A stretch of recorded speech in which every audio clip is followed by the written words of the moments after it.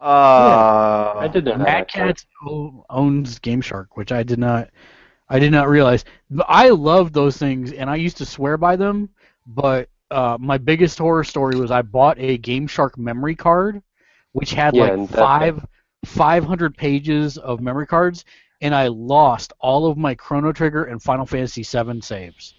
Yeah, you never trust those things. Yeah, I was very... Yeah. You only use those things for, like, hacking a game or doing something goofy, because they, like, provided a... I had the one for the Dreamcast because it provided free, whatchamacallit, the porn? import. That's cool. You can play imports. Right. Oh, yeah. So whatever you want to call that. You know what else allows you to play imports? Porn. No, it's Gamersledge Podcast. Hello, and welcome to Gamersledge Podcast. We started it off with porn. It's all downhill from here. It's all downhill from here. Already. So that backfired on them. Yeah, welcome to Gamersledge Podcast. The internet is for porn. This is not paying attention. Conversational podcast. Come on in, pull up a chair, and I don't know. I just literally walked in the door, so I don't even have time for... How about a steak and shake, delicious peanut butter shake?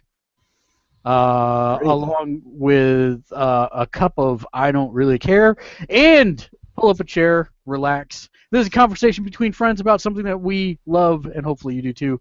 That is the video gaming industry. It is a free podcast. If you would like to support us so we can keep making podcasts, please do visit our website at gamersledge.com, where you can read more stories, leave comments on what you like, what you'd like to see changed. If you would like a cool shirt, like a Serenity shirt that says Mother's Milk and has a big picture of Jane's face in his very well-knit hat by his mother, you can buy those types of things on our website as well. Leave comments on what you like, ask questions for future episodes, or video stuff that you'd like to see posted. Let's go around the room. Of course, I am Balth. Joining me this week is Neo Sapien. Howdy. And Burgundy. Hi.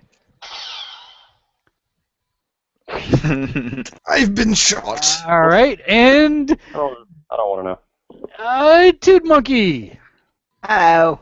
That's me. Which, of course, is Turo, Dave, and Matt, and I'm Mark. Matt still hates it. That's when we need our 2 sound. That wow, wow, wow. Oh, so let's go around and talk about what you've been doing this week, what you've been playing, Ash. Let's start with Burgundy. Hello. Hello. Hi. Barnes Games. And he's done. Yeah. I didn't know. No, we're good. We actually I bought something 6 games, but I didn't play anything. It was like sign. Yes. No, I've been good. I've been playing a game where I'm looking for my Lumines cartridge for my Vita. I have no idea what happened to it, and we all know how much I love Lumines, so I'm really upset by this. Well, you should. So I think I have to buy another copy of it. Buy the digital copy this time. Then you won't lose it. Dave doesn't do digital. That's not. Dave doesn't do digital. That's not what I heard. Actually, it's a good question. No, seriously, because I could see that one actually being one I would want digital because I would want that all the time. Right. Now, if I had the physical and then got the digital, would the game save still work? Oh. So here's my answer. The answer is I think for the Vita, yes. For everything else, you test out the theory. For everything else, no.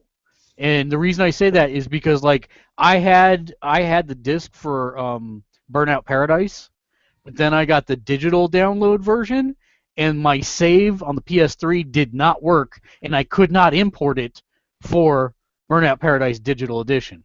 But for the Vita, I don't care about the PS3. We're talking about the Vita. Well, I know, but I'm saying for the Vita, there is only one type of file save, so I think you're okay. I might have to try that out. Maybe we'll try that out afterward. See how that works. I'll report on that. Guinea pig. Sweet. Hey, you are guinea pig. Test that one. I have no problem with that. Playing Marvel Puzzle Quest again. Yeah, buddy. Welcome to the Alliance. Big hug. Yeah, that's pretty much the only reason I'm doing it. I really don't know why at this point. And I'm finding myself having fun despite it. So I give up. I'm just going to keep playing that game until I die, I guess.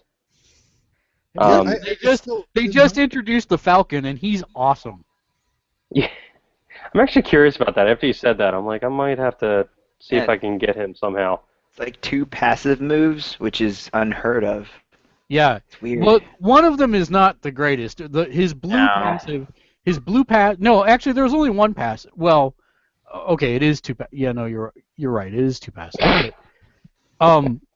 His secondary pass, the primary one is what I was telling you before the podcast. It strengthens your attack panels or your protect panels every time you match a yellow set. But the second one is like if the opposing team has a strike tile or any kind of modifier tile out there, his Falcon actually goes and attacks it for 3 or 4 turns until he gets it off the board. And so it stops what it's doing so the other opposing team doesn't get any bonus from it. And then his active is actually purple, which is a great, because there's not a whole lot of characters that use purple. But it creates like a bajillion projectiles. And as soon as you throw that out, doesn't matter what level the opponents are, they're doing 1 damage to your team, as long as all those projectiles stay out. So when you combine that with his yellow, where it makes those projectiles stronger, he becomes kind of a brute real quick. Mm-hmm. I expect him to be nerfed next week. They already did nerf him, actually, his yellow. Yeah. Be serious. Yeah, like his max yellow was, it boosted the projectiles up to 75%, and then even before the people started getting the Falcon, they said, ooh, that's a little bit strong. So now I think 5 yellows is 35, like the max is 35%. It went from 75 to 35 on top of whatever it was. So they were already like, change. And I think that's how they change with updates. They do that. Man, I feel bad for all the people that spent like $75 leveling them up. Yeah. So, not to interrupt you, but I'm going to interrupt you anyway. Sure, why not? I haven't been able to say anything yet. No, this is more important because T Fury has a shirt up that they just posted a Facebook post for. That's the same as the Groot Rocket Raccoon Pulp Fiction one, except it's David Tennant and Matt Smith, doctors. Yeah, but I don't have a reseller thing with T Fury, so I know. Well, then hurry up and thanks set one for supporting the site. I appreciate it. Hurry up and set one up.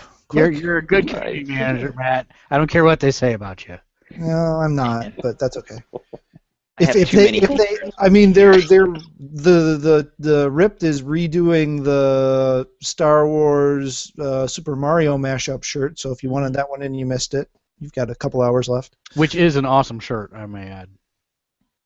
Okay, I'm sorry. Please go ahead, Dave. I'm not going to interrupt you. No, what?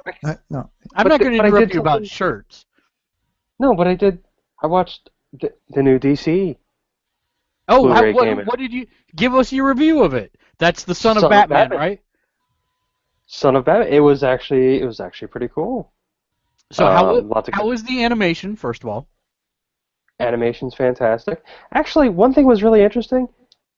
Gory. I like gory.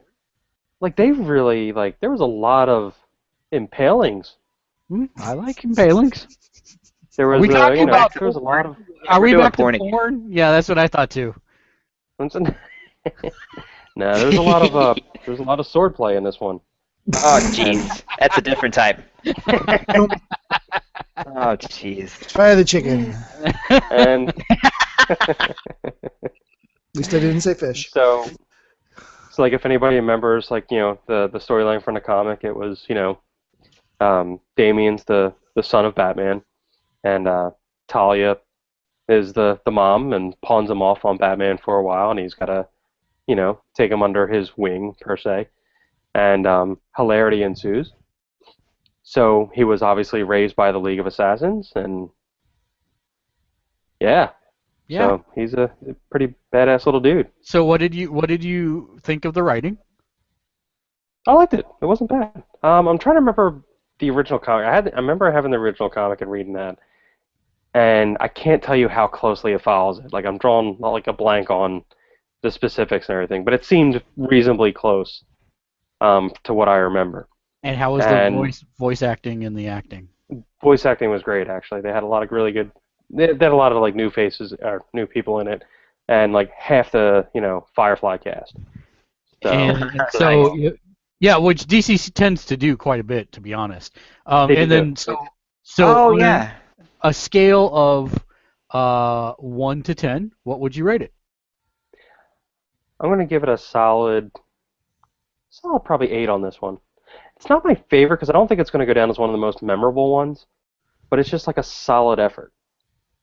And Dave's first freaking review after 2 years on the site. Done.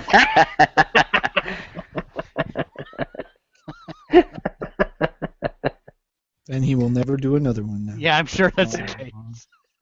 No, what are you talking about? The next one next week. I'm really excited for this. I picked up Space Battleship Yamato. Nice. Wow, that's The live action. Oh, they made a live action? I didn't know about this either. I was like, you're going back to the well for anime there. That's old school. Dude, this apparently was a live action thing they did in Japan. I don't know. I don't know anything about it. I'm going in so cold. I can't wait to hear about this. Yeah, Are you sure it's not Japanese porn? No, I hope not. We keep coming back to that. That's going to be embarrassing, but I'll still give a review on it if that's the case. Okay, fantastic. It's like was that old SNL skit? I was really into it for a little bit. I was really into it, and I lost interest. But so I'm really curious how that's going to work out. Like at first, I bought it thinking it was like a. Curious? No, I thought it was like a new take on the animation, like kind of like how they're doing the remakes of the Evangelion. Right. So like I thought it was kind of something like that, where they were just doing like a reboot one-shot movie or something.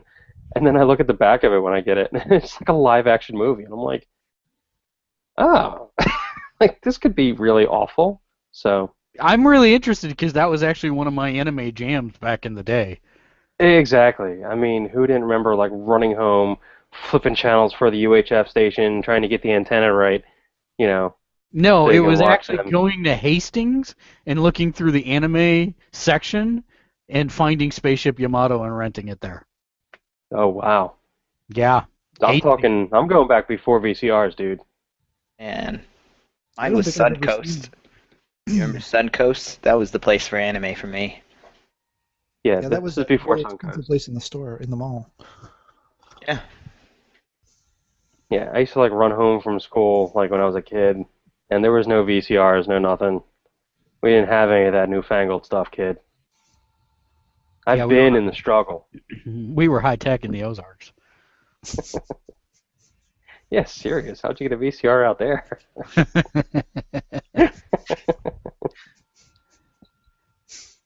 All right, so what else did you play? I'm just not even gonna go down that road. Oh boy. Yeah, that's basically it. Yeah, I haven't. Oh, it's been busy. Haven't had a chance to get into too much else. Still trying to read a couple books on the Kindle, and then my Kindle crapped out on me on Sunday. Oh, jeez. So Amazon rushed out a emergency replacement. Yeah, because God love those people. that's a life or death necessity. It is. It's really funny how fast they respond to something like that. But Well, I appreciate it. I'm glad to hear you had a good Kindle response there, and I'm glad that you had. I really want to find out about Spaceship Yamato. I'm going to co-op next because I got probably the longest list of stuff this week. Shocked. First, Here's my shocked face. yeah, well, Child of Light. First impressions are up on the YouTube channel now, also on our Twitch stream, so check that out. I'm going to be putting together a video review of it probably over the weekend, so we'll have that up. I'm almost done with it right now.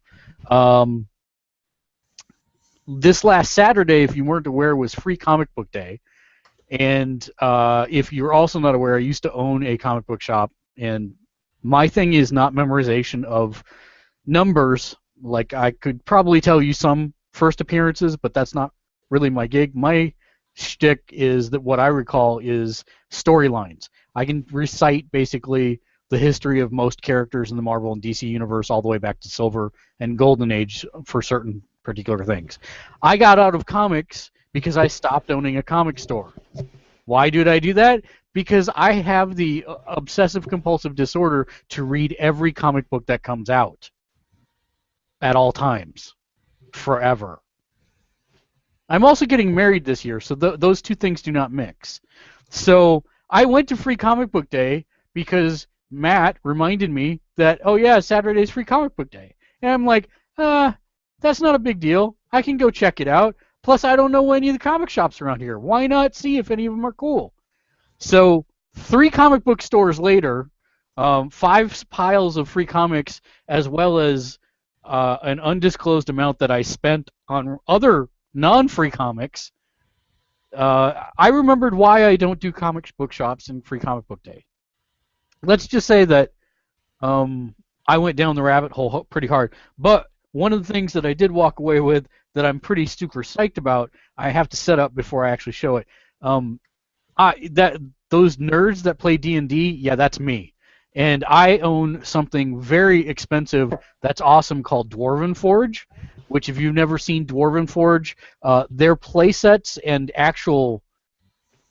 If you go back into the day, D&D used to be graphed out on graph paper with little squares so that you could tell how long a corridor was, etc. Dwarven Forge is actually like movie model material with those grids built into it. It's really expensive, but it's flippin' sweet.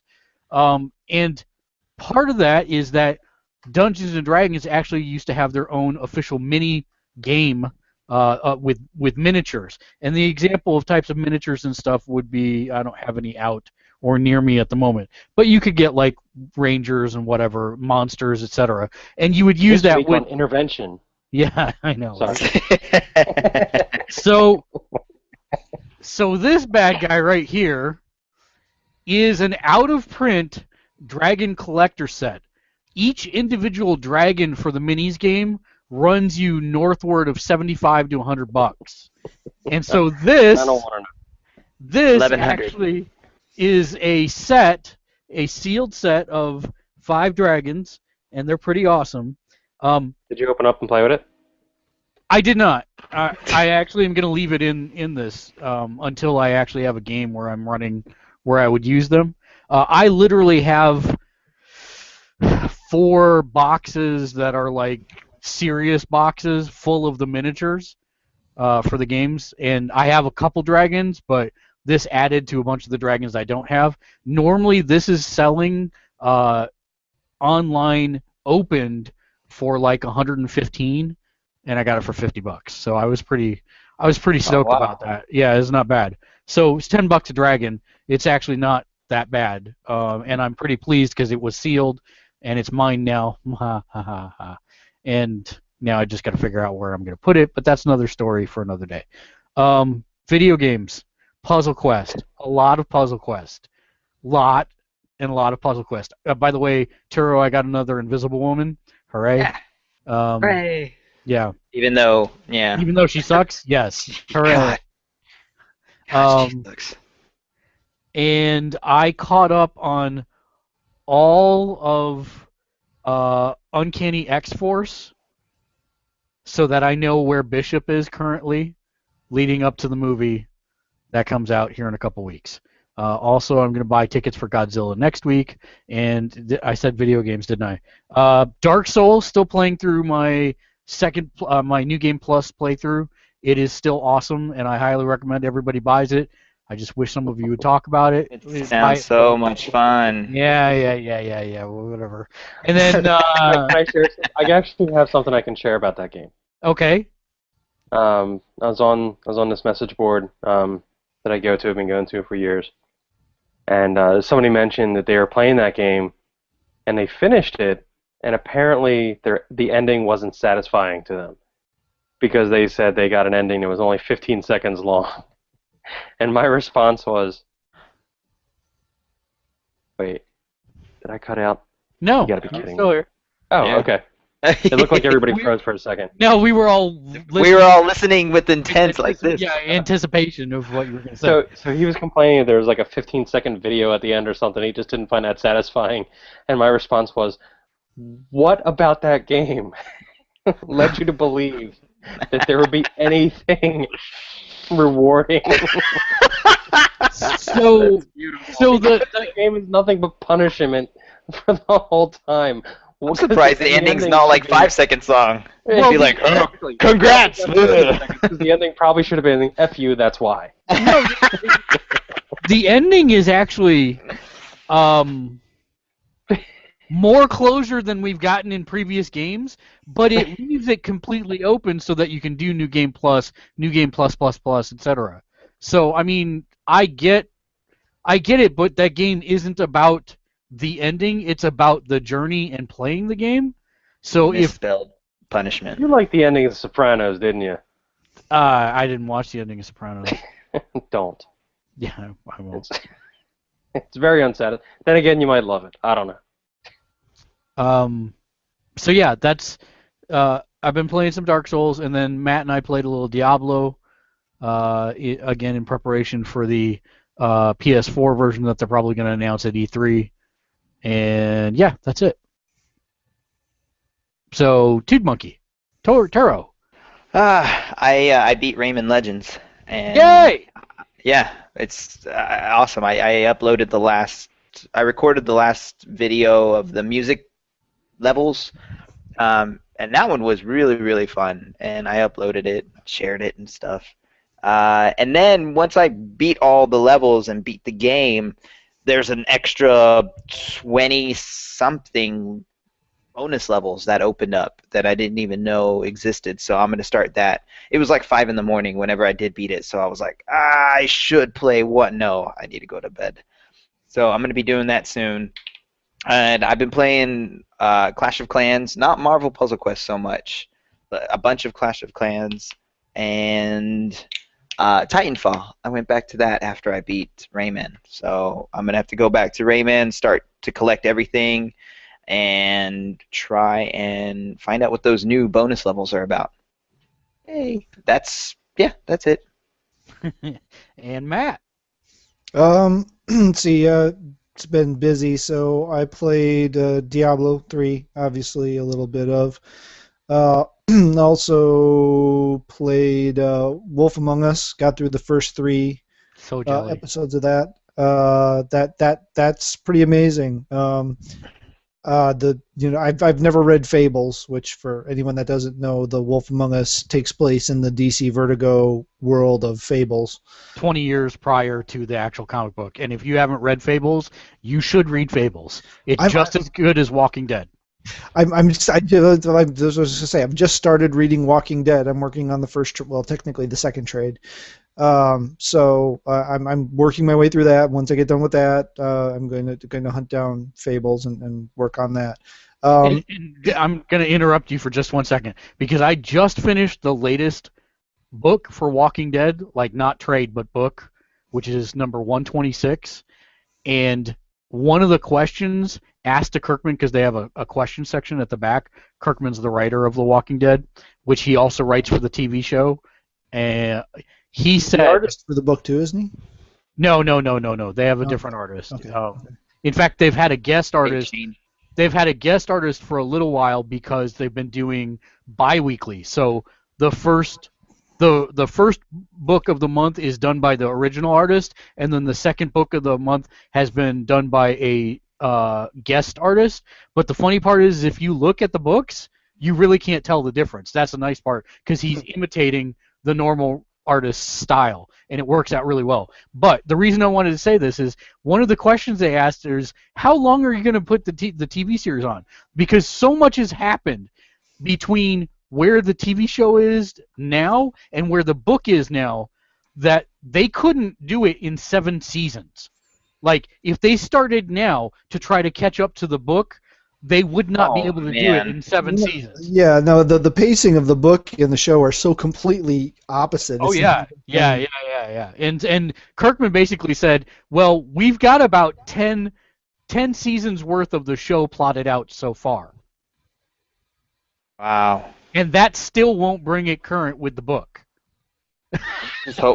I hope we won't get another season 2, because that was like 2 or 3 issues of The Walking Dead. It was just so slow. That was Matt's first comment. That was literally his first comment to me. He's like, well, that happened rather quick. I'm like, I know, right? I was expecting it by the end of episode 2. But no, they drug it on until episode... They drug it on so far. But that's what you get whenever you fire all the original writers for the first season. Right. That's I still don't get it. I still don't know why. But even season 1 drug compared. I mean, I still loved it. It was a nice little change away from the comics, and then season 2. Season 1 was great. It was fantastic. I loved it. Season 1 was bad. I'm surprised at the difference in pacing. I wasn't expecting it. It is a huge difference. Mm-hmm. So go ahead, Matt. I'm sorry. I just wanted to quick throw that in there because we've had some people call ask about Walking Dead. So go ahead. So yeah, no problem. Actually, that's just to interrupt Matt. I did actually watch something else. I didn't know how that machine worked. You missed your chance. It's gone. That Joss Whedon movie, that online. Oh, Much Ado About Nothing. Much Ado About Nothing. No. That one's actually commercially available. This is the story he wrote called In Your Eyes. He wrote it. Somebody else directed it. He funded some indie movie, and it's available for rent online. And apparently, it was somebody found an Easter egg. Well, not an Easter egg, but in one of the Buffy episodes, there was a movie theater, and it actually had the marquee said "In Your Eyes." Gotcha. So it was he had this movie written for a long time, and I think it wasn't still bad. Staying with the porn thing. Yeah, it was a total. It was definitely more of a chick flick kind of movie, but it was pretty good. That guy is just prolific. It's ridiculous. Are we still talking about porn? Yes. No. That too. Let's see. No, okay, but that's my next project is to get caught up on the Walking Dead Season 2, the Telltales game. So both The Wolf Among Us and that, and super excited. I played no Borderlands. I played 5 minutes of Borderlands, right? I'm still excited for the Telltales Borderlands game, and then obviously the Game of Thrones game, which should be it sounds like that one's kind of more of a departure from their typical. The only thing I'm concerned about is, and I don't know if you've experienced this, Mark, or not, but the Wolf Among Us kind of has a tendency to hang or kind of hold up. So great thing. Here's the thing about it. It does the same thing on the Xbox, and the big question now is, if you play the PC versions, they have none of these bugs that you see on the consoles. And the theory has, the theory has always been that the engine for consoles is imperfect. So now that we've got near PC consoles, we should be able to see ports of that stuff come over without the bugs that we see in the engines. So I was worried that it was actually the tool that was just at its limit, that they had just tried to cram so much graphic and content and stuff through the tool it just couldn't handle it anymore. But if it's fine on the PC version, God, man, you do one little faux pas at the beginning of the show, and dude, it just I was never gonna lets let it go, but you kept saying it. You said it more than once. What? What did I say? Cram it through the tool. Cram it through the tool. Yeah. Get it done. Cramming it through If the I said tool. cram it Too through much the box. stuff crammed through the tool. Cram it through the tool. That's them. No, cram it through the box. Cram it through the hole. Cram it through the. You're not helping. All right. What else did you play? Come on. Anything? What else did you cram? All right. So the blah blah blah blah blah. I played. I'm still playing Tiny Death Star. I've completely given up on Marvel Puzzle Quest. I haven't deleted it yet, but I'm about ready to probably. Aww.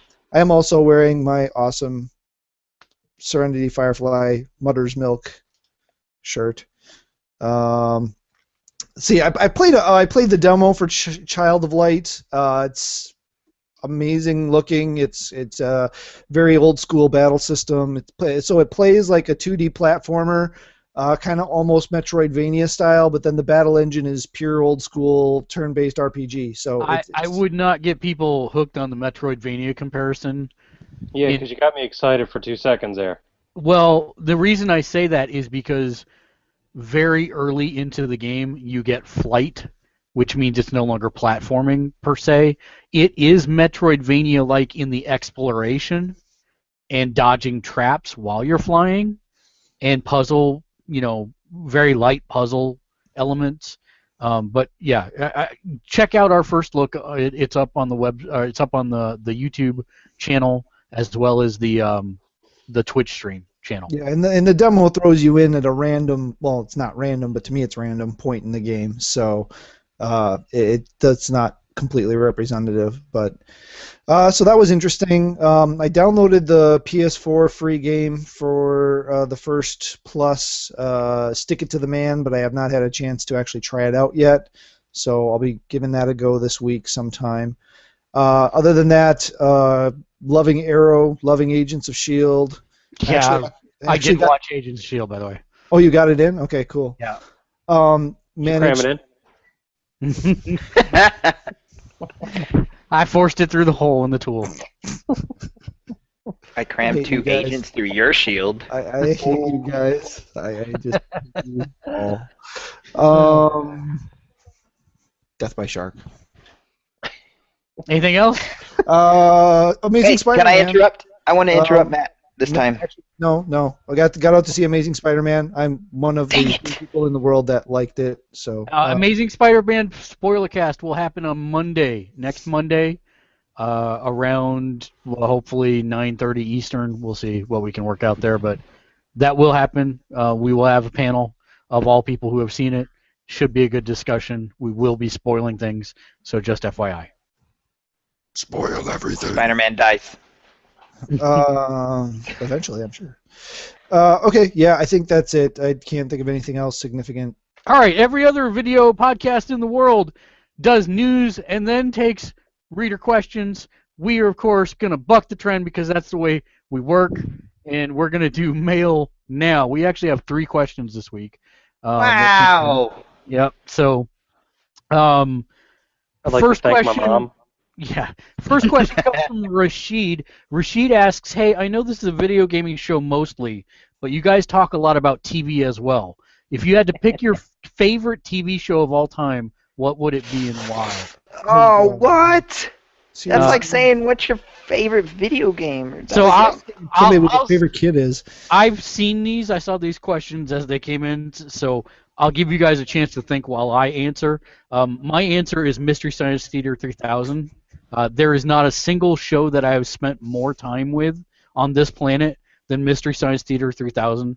Their wit, their ability to take something completely non-funny and make it funny has been a guiding influence in my life, and that's how I'm friends with Matt. And basically, Just wonder where that was going. yeah. I knew somehow when the unfunny was mentioned that somehow I would get drugged into it. But seriously, as they've spun off to riff tracks and they've made parodies of practically every movie out there that I would ever want to watch, I mean, literally, I've spent more time with those 3 people than I have members of my family. So for me, it has to be Mystery Science Theater 2000. And if you make me clarify, I would say the Mike era, not the Joel era. Because the Joel era, if you go back and watch them, they were still trying to figure out the formula, and they just weren't very good.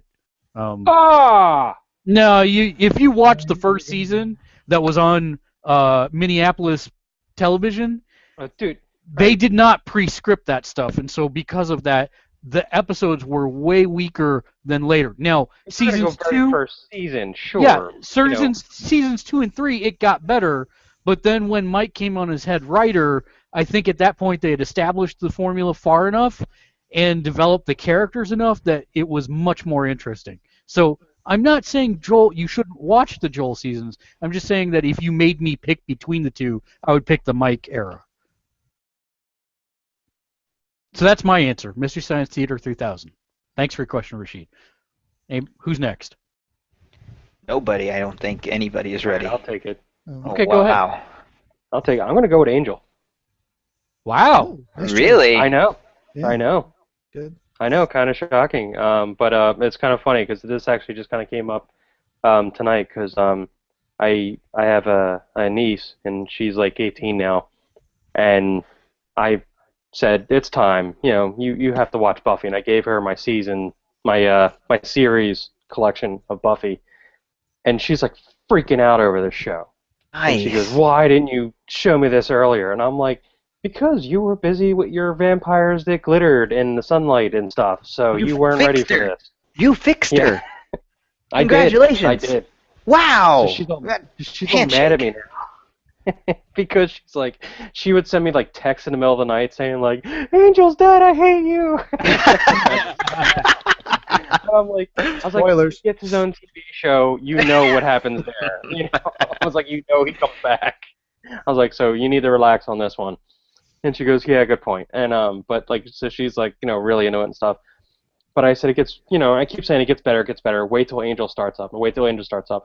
And that just made me think of it. I was like, something, I really think that was my favorite show of all time. So I did just Felicia Day get her start on Buffy or Angel?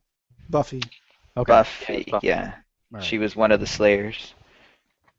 But But yeah, I really loved, like, by the time they got to Angel, like, they were just so good at character development. They took Wesley, which was a joke character in Buffy, Man, that was amazing. and his whole arc. I mean, he started off as a joke in Angel, and just became like by the end of the series in Angel, he was just like the baddest character in that whole universe practically. So, God, they just did such a great job with all that stuff. And I just really remember enjoying the show. They just had such great goofy moments in the show that I love so much. And yeah, and the stuff to pull your heartstrings, the whole Fred arc. Ugh. All right. So we've And I got just remember every week, couldn't wait for that show to come back on. awesome. Matt, There are so many, and like you gotta pick one. I know. My 14-year-old does this to me all the. What's your favorite band ever? Well, it depends on what mood I'm in. I don't know. You start equivocating as you get to be older and adult. But I know this is gonna I give props to Angel. That didn't occur to me right away. That is an awesome choice. The Buffy Angel together. The kids recently did that whole marathon through Hulu, or not through Hulu, through Netflix, and yeah, it holds up. It really does. And this is gonna sound. I gotta take two. I can't. No. Pick your top one. No, I have two. No. Hold on, I might allow. Okay. I'll give you my top one, and then I'll give you my honorable mention. Okay, How's that's that? fine. That's fine. All right. I gotta go with Firefly. Good call.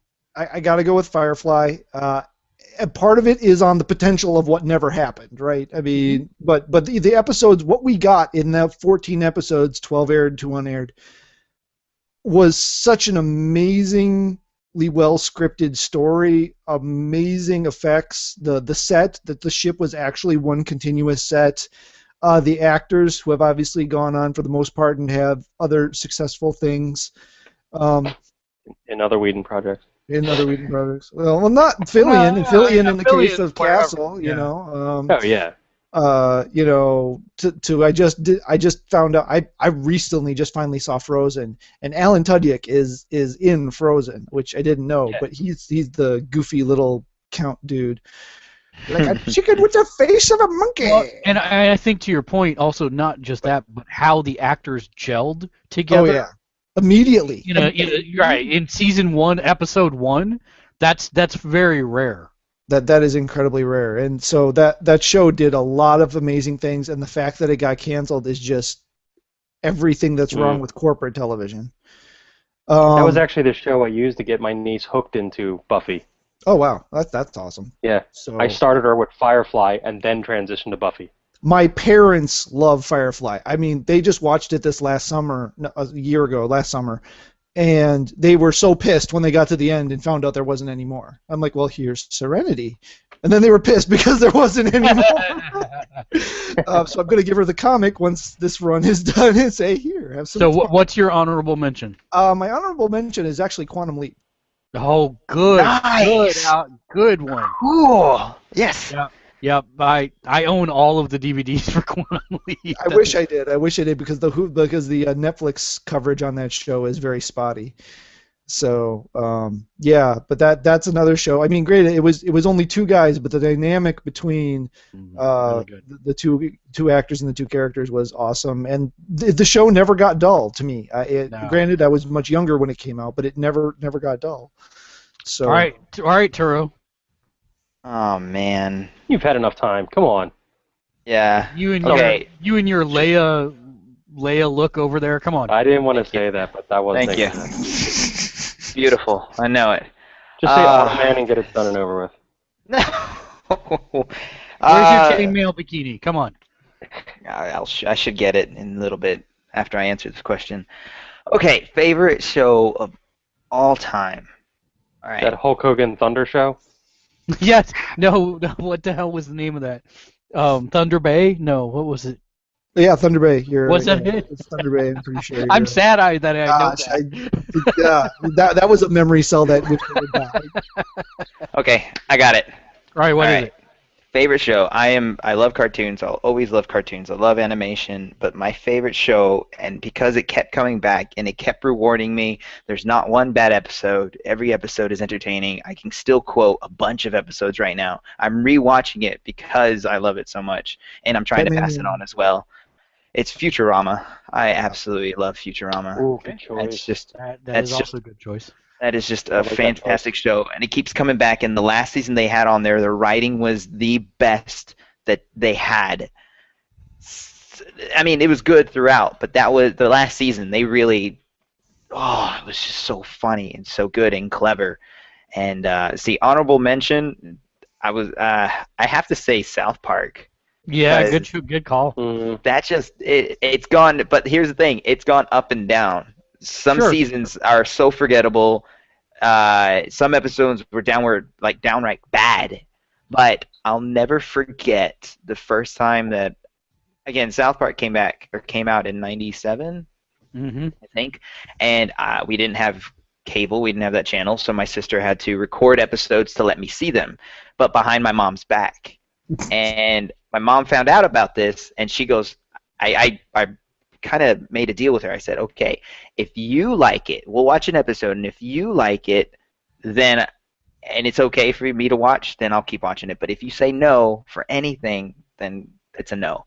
And it happened to be the first episode where the anal probe. And my dad, I'll never forget it because my mom was right here and my dad was right here, and we were watching the episode together, and I'm laughing at the parts that are funny. My little brother, who's not supposed to be watching, is laughing in the next room because he can actually see through the door. My mom is like this, just straight up offended by the whole show, and then my dad is right next to her, like trying not to laugh at everything because he knows he's gonna get in trouble if he laughs too. I'll never forget that. So that's going to be my honorable mention. Good. Thanks for your question, Rashid. Yeah, that was good. That made me relive a bunch of memories. Lenore Thank you, Fan sir. 21 wrote in and she asked, "Hey, I just watched you guys' interviews with 5-Star Wrestling developers, and even though I'm not a wrestling fan, it was very interesting. If you guys could interview anyone in gaming, who would it be?" Tim Schafer. There you go. You didn't even have to deliberate on that. Wow.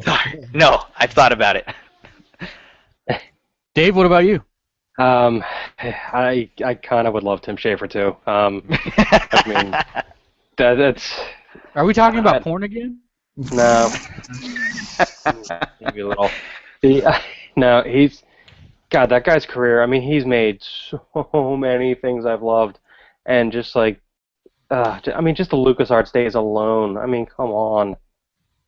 Like, he's got so much great stuff in his history, and he's such a, like, I've seen him do, like, interviews before and everything. He's a pretty funny dude and everything. So I think that would be a good one. I'm trying to think if there's any others. No, definitely love that. Just your favorite.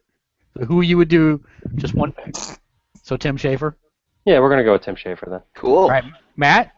I have no idea. I'm horrible at that kind of stuff. It's kind of like I have a horrible time. How about chatting with Insomniac? Because they're fun too. Yeah. Yeah, I was like, come on, Insomniac, Naughty Dog, what do you... The guy retiring from id Software. Well, no, I mean, I'm trying to think of names. You guys did named people. I could think of developers in Price. general. But Well, yeah, you can anyone you want in gaming. Who do you want? You can say the main guy from blah blah blah, and we'll be Yeah. oh, okay. Yeah, like Ted Price from Insomniac. See, I want Shu. I'm sorry. I'm just gonna go to the top. I want Shuhei Yoshida. That's who I want to interview. Oh, yeah. Plus, it doesn't hurt that I get to practice my Japanese. slaughter it. Well, you know. No, I would. Yeah, Yoshida would be awesome. Actually, I can't believe I didn't think of that. But right now the people I want to talk to most are the guys over at Telltales. I don't know anybody's name. Oh, there you go. Yeah, that's good. So that's my current itch. So I guess that's kind of who's in my brain right now. I think we could probably pull it off. I haven't got a response from. Oh God, I'm drawing a blank on the names. Giant, or super giant, mega giant, super mega, Kamehameha. But you're not helping. Guys are doing Transistor. Oh, this is why they're not calling back. Super giant? Super giant, right?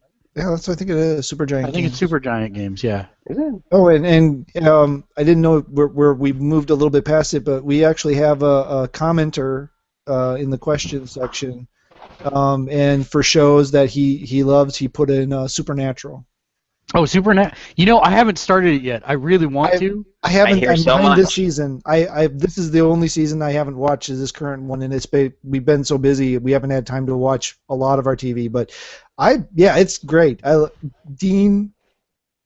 Yeah, I'll throw it out there. Dean. That's the reason I watch the show. Is Dean. Are we going back to porn again? No.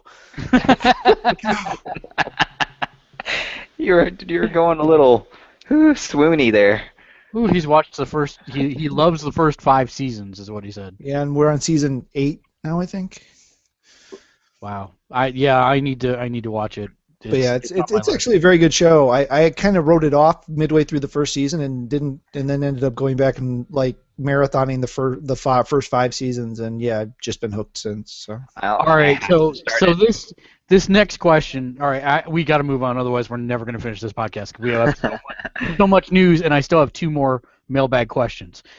So this next one is a question and a comment.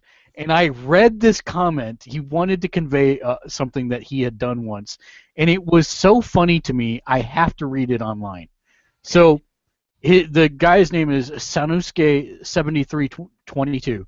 He said, "Host, you said your wife was into The Sims on one of your earlier podcasts. Question and a comment. Comment: thought I would share the one and only time I've ever played The Sims. I played The Sims once. My little Sim wife and her Sim husband decided to have a baby. Helen and Marcus were so excited. Little did they know that she was going to be blessed with twins. Their first baby girl, Elia, was born as sweet as she could be. Then all of a sudden, Elia had a twin sister. The twin sister was literally evil. She cried nonstop and seemed to have eyes passed down to her from the devil. It didn't help that one of her attributes was actually evil. Fast forward a few days, and Helen could no longer stand it. The evil twin, who had yet to be given a name, was literally Satan incarnate. Helen could not figure out what to do. The little girl kept her awake at all times of the night and distracted Helen from taking care of her good-natured sister. Helen, distraught with grief and overwhelmed by stress, set out across the street. Helen and Marcus lived near the edge of town, right on the border of the woods with the Tillamook National Forest. Helen walked for miles, found a place which looked comfortable, and knelt down. When she went to let go of the unnamed sister, the universe stopped her. Some invisible force would simply not let her put the baby down outside the walls of her house. Helen broke down with the sadness of a woman who felt no hope for her future. When she finally returned to the house, she and Marcus couldn't figure out where to go from there. No one was sleeping, and finally Marcus had an idea. He went out into the back patio and set her down. It worked. The next thing he knew, he had already finished constructing walls around the evil little newborn. They were safe, and they could finally be free. Somehow, though, Helen and Marcus could hear her screaming outside through the walls of their house and through the walls of her confinement. Her voice pierced their souls. They couldn't sleep. They couldn't do anything. The little child cried and screamed nonstop. After a few days of this, Child Protective Services was called by some unknown neighbor, oblivious to the evil nature of the second child.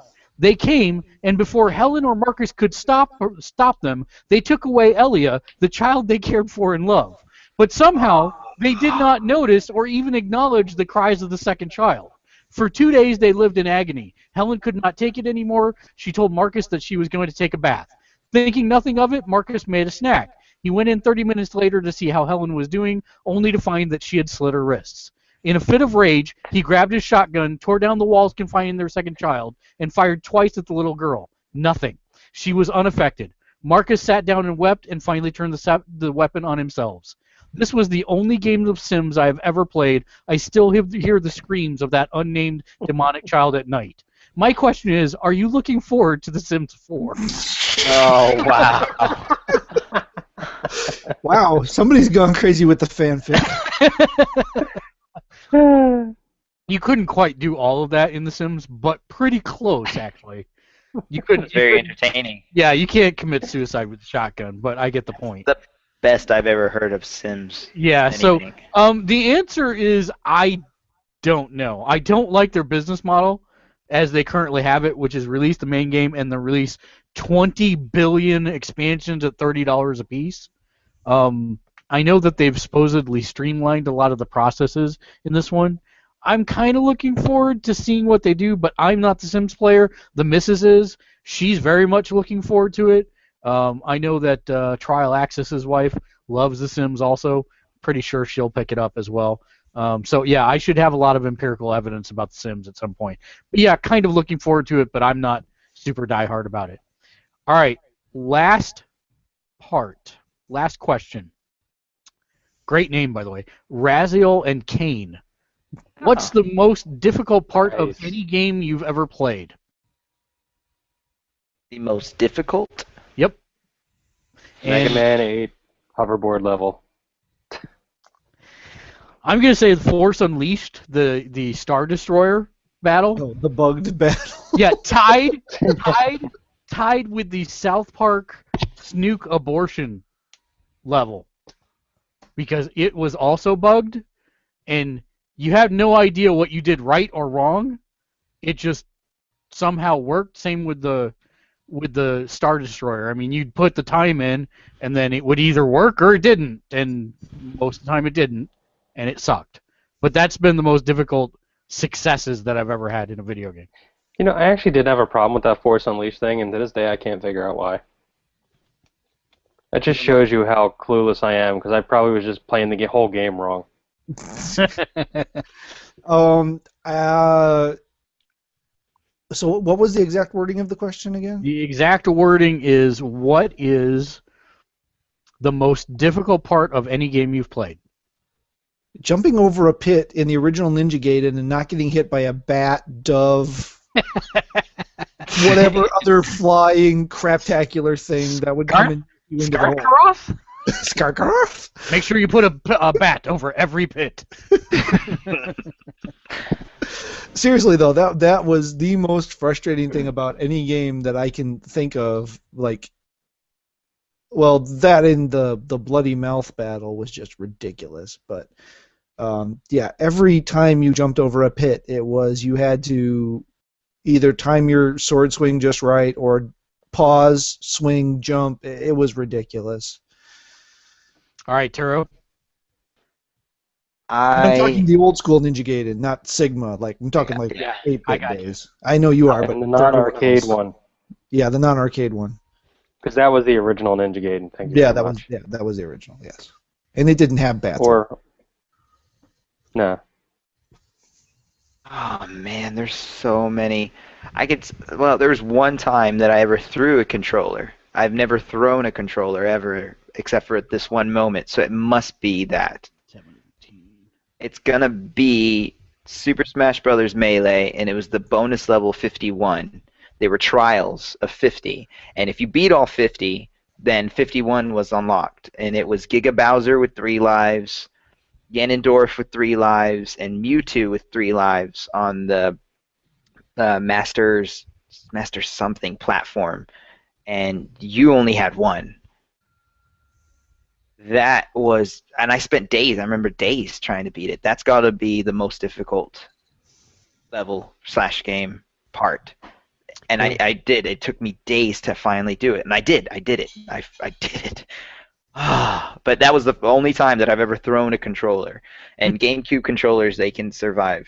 So that was awesome. That was a win on that one. I was trying to think back old school, like Donkey Kong levels and stuff. The secret boss battle in Donkey Kong Country 2 was really frustrating too, because it was just never ending. It kept going. It kept going. No, only pick one. Okay, yeah, it's got to be that one in Super Smash Bros. Melee. Yeah. Awesome. Thanks everybody for your questions and feedback. Well, we got one more question just came in. All right, guys, I want to ask you about your feelings about the Gotham trailer, the new Gotham Knights trailer. For me personally, I don't know how I feel about Bruce awkwardly asking Selena out. I am actually. I'm glad it's back with the original developers. I'm actually very hesitant. He's talking about Gotham, the TV show. Oh, the Gotham TV show. I'm sorry. Completely. You're not tired. interested. We'll forgive you. Yeah, I'm very tired. Completely not interested in the Gotham TV show. Did you watch the trailer yet? No, and I don't care. Okay. The main reason is I have this problem. Agents of S.H.I.E.L.D. I was very much afraid was going to be the same thing. I don't care about superhero universes without superheroes. And that's always been a problem for me. That's why I didn't start with Arrow. It's also why I had a problem with Smallville for quite a while. Smallville was a little bit better in that he was slowly developing his powers. At least there was something there. But yeah, I'm just completely not interested. To me, Batman is worn out. Move on. That's just me. Okay, A, shut your dirty whore mouth. B, That's it. but I will. He is giggles. But I will say, I really don't know why I'm supposed to want to watch this show. Like, if they were going to sit there and say I don't like if they were going to sit there and do like a Gotham show and show like the rise of Gordon, and like that's what the show is about. It's like it's a Gotham PD show about How he becomes commissioner and his about harshness. Detective Gordon, like as he's starting off and everything, which is kind of really what the show has to be. Like it really has to center around him, because if it's just like little kid Bruce, like no, what it should be, what the it trailer should goes be, through like it the should be Riddler the and all question. that stuff. Like, It should be why? the question. You should be following the question, just like in 52. Well, not the new 52, but the previous. Goddamn comics. Excuse me. They're like the original 52, where the question was a cop. That's what we should be following in Gotham. I'm sorry. That's what it should be. But again, we're not going to have any of that. Why? Because they want to focus on a story that has been retread to death. But this is going to have all kinds of like just horrible retcon in it. Like there's just no way to avoid it. Like if they're going to sit there and throw like the Riddler and all the kind of people at it, and Poison Ivy and stuff. They showed all that stuff in the trailer, like before they were Poison Ivy, before they were like really, like I just don't know. Some of it didn't even happen like that, and yeah, it's gonna need a hell of a writing to keep people interested. And it just seems like a bad idea. I'm very unsure about it. I guess I don't have that particular issue because we're exploring another universe 7649. Okay, I don't have a problem with them coming up with a completely unique universe to present this in. I mean, no, I'm gonna say bullshit. I'm gonna call bullshit right there. Unless they introduce the multiverse and the monitors in this series, I say that's bullshit. I do not want it. Why? I mean, Because which movies would they go in continuity with? The Tim Burton Batman film? Would they the Nolan films? The whatever's coming up next film?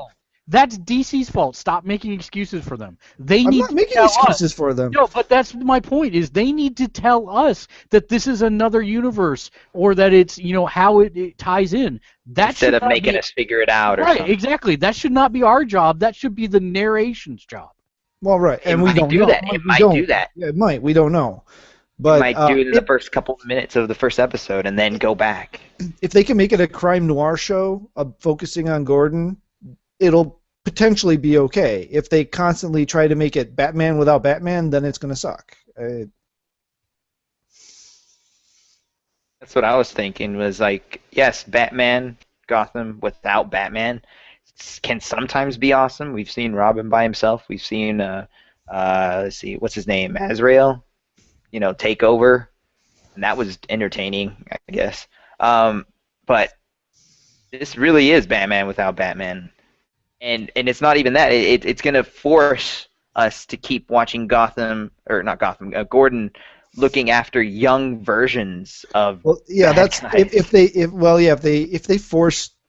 if they force too much Selena and Bruce in it, it's going to kill it. I mean, That was what I liked about Agents of S.H.I.E.L.D. is because they didn't have to introduce a new character or someone that we recognized. It was either just a hint or a name, but it was cool little storylines not involving a new character that we already know about. There's There's going to be an awful prom episode, isn't there? Yep. Mm-hmm. Yep. All right. It's gonna be like an awkward Riddler school took the mixer. crowns. Thank you very no. much for your question. We have got to jump into the news. Yeah. I have 16 news items. Oh, boy. Just by Some myself. of them overlap with mine because I got I'm hoping so. So I have one that I'm excited about. the very first one I'm going to do is probably the meatiest one. Could we possibly have the entire contents of the Sony E3 conference leaked to us? It looks pretty realistic that we do. Lots of information from within Sony Worldwide Studio and BBH New York marketing firm, which works with Sony for promotion. Lots of bullet points on here. We'll do the whole thing and then we'll take thoughts after that. First bullet point, Uncharted PS4 3-minute trailer showcasing in-engine footage interspersed with gameplay segments. Visuals are supposedly unprecedented and set a benchmark for console graphics. Summer 2015 release date. Does feature differing time periods with Nate and Sir Francis Drake. Second thing, Media Molecules. Yeah, Media Molecule's new title will be a landmark title for Morpheus, which is the VR headset that they're developing. 3D world building, beautiful, quirky visuals, extremely creative and fun, possibly related to the Entwine trademark that Sony filed late last week, looking for a late 2015 release date. Gran Turismo 6. What? Figured out. Okay, we'll talk about it. Wait till we're done. Gran Turismo 6 coming to the PS4 at 1080p, 60 frames per second. Repackaged title in the vein of Gran Turismo 7 Prologue. That one's not news. God of 4 teaser will be present with CG with snippets of in-game footage. Killstrain trademark is related to Siphon Filter reboot. Looks like Sony Bend will be revamping the franchise. Wipeout is making the transition to PS4. Quantic Dream has a trailer prepared for either Gamescom or E3. Sony will be watching Microsoft's presser early in the day to gauge whether additional titles will need to be slotted to dampen Xbox One hype. Expect Dark Sorcerer-like visuals in real time. And it looks like there are rumors that they are very close to becoming a first-party studio along with Ready at Dawn. Speaking of Ready at Dawn, the Order 1886 will get a stage demo. Ninja Theory is working on a PS4 exclusive, possibly a Heavenly Sword sequel, which was shelved for quite a few years apparently, because we've not seen that title for a very long time. Sony London will be at E3 with a AAA title. No note of what it will be. Guerrilla Games will be bringing their new IP to E3, supposed to be an RPG with a very provocative setting. Insane visuals, good reaction is expected will please the hardcore fans. We could be talking about porn again. Sucker Punch. Sucker Punch will be revealing Infamous Second Son DLC, new powers, possible new setting, E3 debut. Sony Japan Studios debuting 2, possibly 3 titles. Project Beast, which looks like the PS4 spiritual successor to Demon's Souls, which I'm super excited about. The other is The Last Guardian. Oh my god. Wow. Now I know it's fake. Yeah. Yeah, it's fake. Retooled for the PS4, possible winter 2014 title. The other third title is completely a mystery. And then last but not least, Drive Club will make up part of the show with its jaw-dropping visuals. The demo release will be timed with the press conference. Also mentioned that Ubisoft, Electronic Arts, Konami, Capcom, Warner Brothers, Activision, Square Enix, Take-Two will be on stage during this press conference. And if what you need to take away from that is we're going to be seeing a ton of effing games at Sony's press conference. We'll also see several smaller scale downloadable titles and some HD collections. Vita will get some attention, but not much as it's a PS4 show. PS3 will get a montage and a few new titles, and then the show will close with a teaser of a sequel for The Last of Us.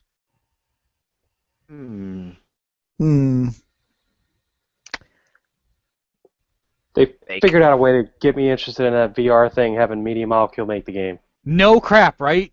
Those bastards.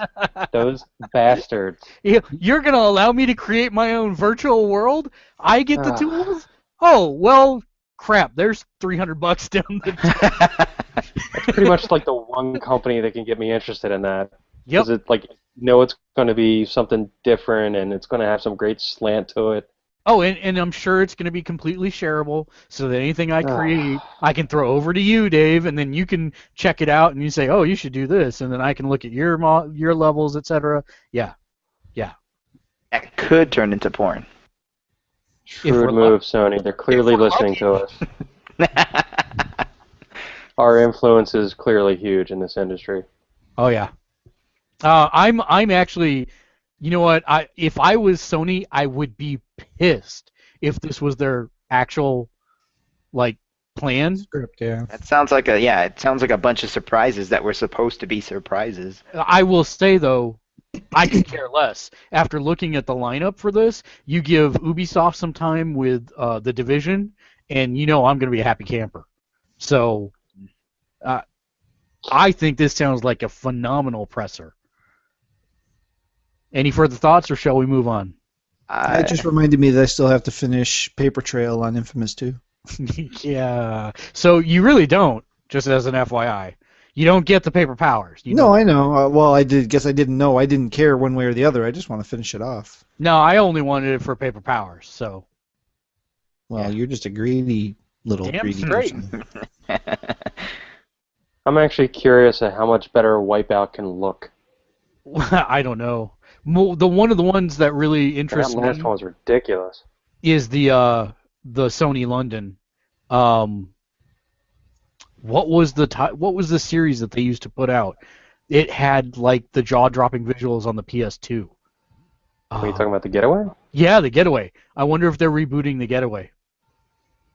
Ooh, that'd be nice. But was anybody really? I mean, do you remember playing The Getaway? I did.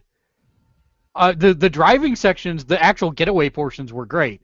Anything where you had to get out of the cars kind of sucked. Right. A lot like The Driver. Yeah. The game. So The Driver.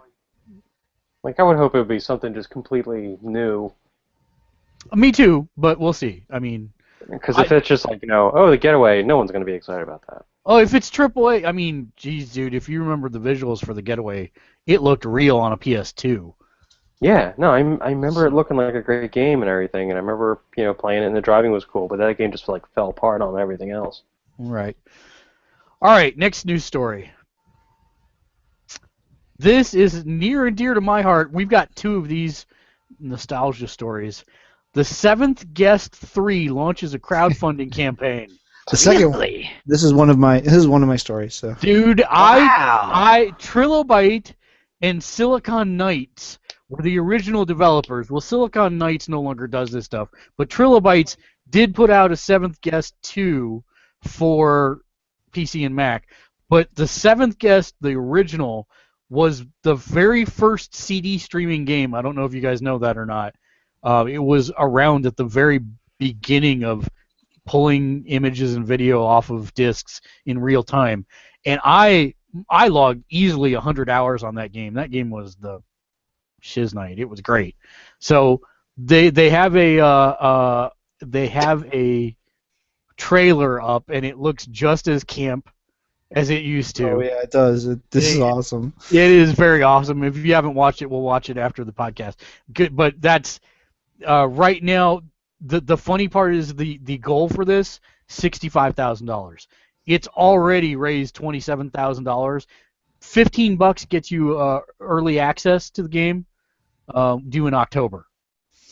Well, the funny thing is, their first Kickstarter, they wanted like $475,000 or something like that, and they got like 120. So they came nowhere near their goal. So this is, I'm assuming, in addition. So this was 64 or 46? 64.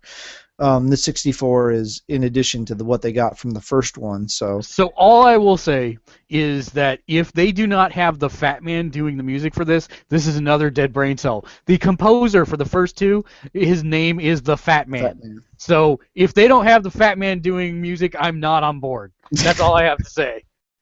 Because the Fat Man actually took that skill set and started doing music for other games and has made a living this entire time, from like the early 90s till today, doing video game music. So yeah, from Seventh Guest. So did you ever finish 11th Hour? I never finished 11th Hour. I so did not finish the 11th. Oh gosh, Never. It was so much harder. And it was freaking hard.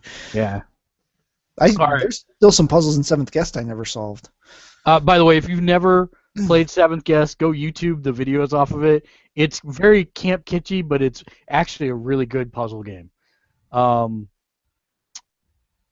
let me get the other one out of the way here. I need to find it. Where The real name But for while you're Seventh doing Guest that, I'll get 3. another pseudo-nostalgia one. May 20th, we'll see the release on the PlayStation Network of the game series that I love to love, but it loves to hate me back, R-Type. R-Type 1 and 2 are getting an HD remix, remake, whatever you want to call it, released on the PSN on May 20th. So it has R-Type 1 and R-Type 2. It has 3 different play modes: original, enhanced, and then 3D. Looking from the trailer, I don't think the 3D is actually like 3D, like pop out of the screen 3D. It's more like isometric, kind of, if you will.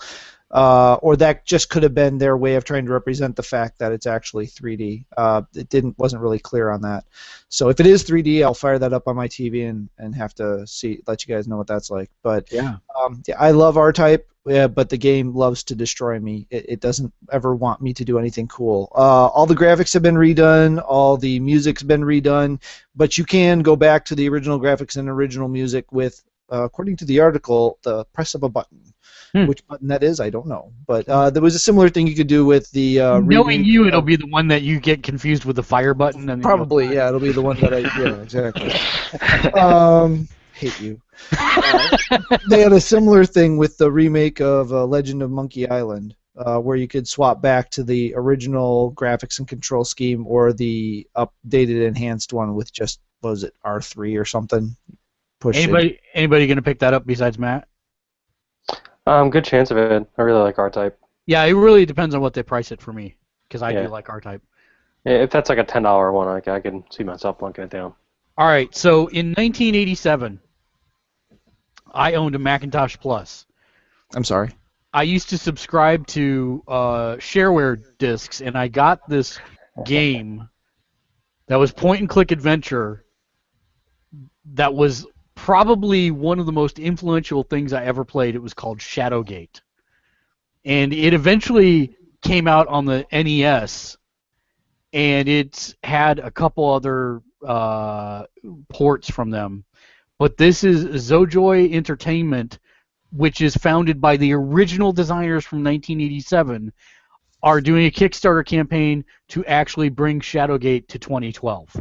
And so it's going to be published on PC, Mac, and iOS and Android in late summer of this year if they meet their goals. And I will say that I almost squeed for 7 minutes straight when I watched the video. Very, very awesome. They're saying that the game's going to sell between $20 and $30, depending on which of 3 digital packages you buy. All pre-orders will come with a $5 discount. And then the $25 Hero Pack will include beta tester access as well as the finished game 1 week early. And, that's... I logged so many hours on that game. Did anybody else play Shadowgate? I don't think so. Dave? Nah, I actually didn't play that one. I know what you're talking about, but I didn't play it. All right, well, we'll watch the trailer after the podcast. But yeah, definitely do check that one out also. From there... Okay, this is another PC game that popped up on the radar, but the concept is really, really cool. And it's made by Double Fine, speaking of Tim Hey! It's called Hack and Slash. Yep. And the interesting thing about this is the main character looks like Zelda, or it looks like Link, I should say, from Legend of Zelda. But when you get your sword, what happens is instead that the game, the blade cuts through the code of the game itself, and you actually hack the game to solve the puzzles. So you suddenly have access to hex editors and strings like that, and it gets progressively more and more difficult. There are actually save states implemented in the game because you can screw the game up so much that it no longer runs. And this is probably one of the most interesting ideas for a game ever. You have a USB device in the game, and everything from plants to animals to water has a USB port, and you use your sword to interface with it to change the properties of that particular thing. So like a turtle, for example, you could have it, instead of spawning this game spawning 1 turtle, you could turn it up to spawn 999 turtles every minute. And guess what's going to happen to the game when you do that? It's probably going to slow down to almost a crawl and then probably crash. But the point is that you have the ability to do anything, and there are puzzles in the environment which you must hack the environment, hack the game to actually solve. It's one of the most interesting ideas I've heard in a game in years, and it's already released on Steam Early Access, but there's a trailer for it online as well, and you can get it. I think $20 on Steam Early Access. So that's pretty interesting. Does that sound like something attractive to any of you guys? Yes. Definitely. All right, we'll check out the trailer here in a little bit. Destiny might be the most expensive game ever made. In an interview, Activision CEO Bobby Kotick has revealed that Activision is spending $500 million on Destiny. That's $500 million, and that's more money than that's ever been spent on a video game before. Now, not all of that is development, but it's they're talking about marketing the game as well. So because it's made by the creators of Halo, you can expect to see this thing showing up during football games, probably a Super Bowl halftime ad, all that type of stuff going on with it. Do you think that Destiny is worth $500 million? Just quick go around the room. Turo. Is it worth that much? I haven't even played Do you think it. they're gonna make their money back? Yes. With as much as they're showing and how much people are going to be excited with having a big name like Bungie behind it, you will have followers and you will have people excited about it. And yes, they will make it back. Dave? Yeah, they're going to make it back. I mean, I think it's going to make it a little bit tighter than it was, but I mean, you think about it. It's multi-console from the people who brought you Halo. People know that game. You know, people love the hell out of Halo. It's going to make its money. You know, and it's not like the thing looks bad. It's not like they didn't put effort into it. It's not like they're going to make a crap game too. You know, I mean, Matt, what do you think? I don't think they'll make it back on the game itself. If they can make stuff that people are intrigued to buy aftermarket, then they'll make it back probably. I don't think the game itself. I don't think it can. I mean, I've never run the numbers. I don't even know what they would even begin to look like. But I don't.